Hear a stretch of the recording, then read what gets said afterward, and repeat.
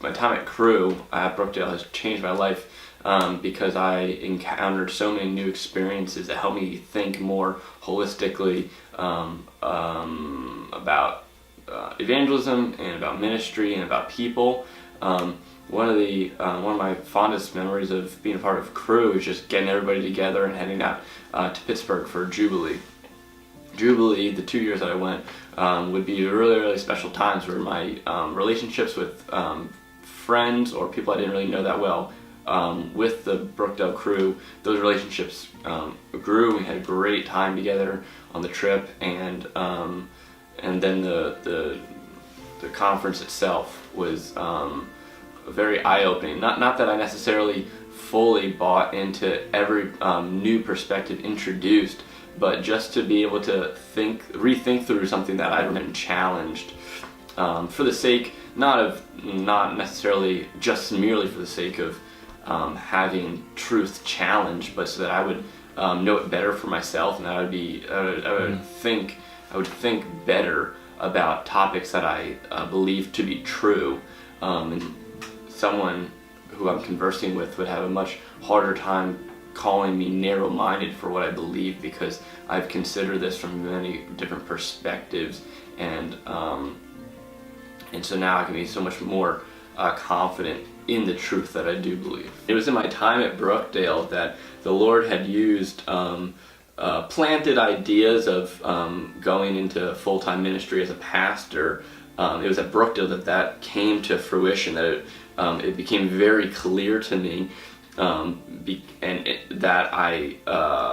that's what I wanted to do. I wanted to become a pastor, and it was through God used the experiences that I had at Brookdale, or specifically at Crew, to help me realize these things. And from Brookdale, I transferred to Boyce College, and that is on the campus of the Southern Baptist Theological Seminary. It's in Louisville, Kentucky. I'm a full-time seminary student, and I'm pursuing a master's degree in divinity. And I'll look back and I'll think to myself, wow, when I started out college, I started at Brookdale, and I had no desire, I barely had a desire to get anything more than an associate's degree.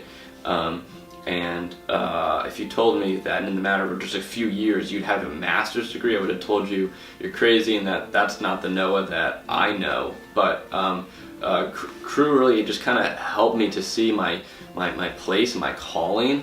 It wasn't anything mystical. It was just basically, Noah, what do you want to do? What do you feel like the Lord is calling you to do?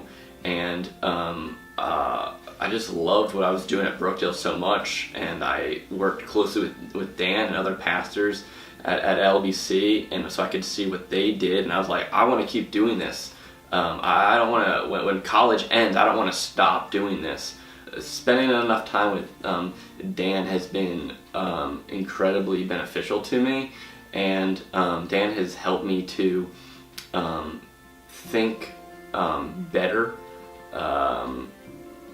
He's helped me to see from different perspectives. He's helped me to be more compassionate and even more wise with the way that I would maybe approach an unbeliever, and just in a very much more personable way.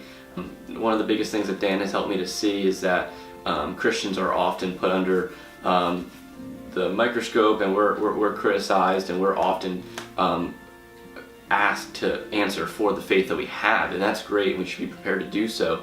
But what never happens, or infrequently happens, is when a Christian asks an atheist or someone who just doesn't believe in anything to explain their faith or explain their worldview, and they're oftentimes not prepared to do so, and it reveals that what they believe might not be as great as they probably made up in their mind.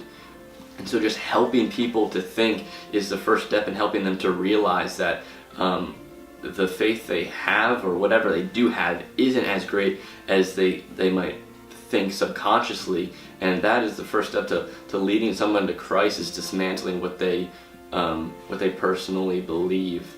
and helping them to see that maybe, just maybe, this Bible, this ancient text really is living, and Jesus actually is better and is incredibly and wildly still meaningful to us today, and has the power to transform lives and to bring life to dead souls.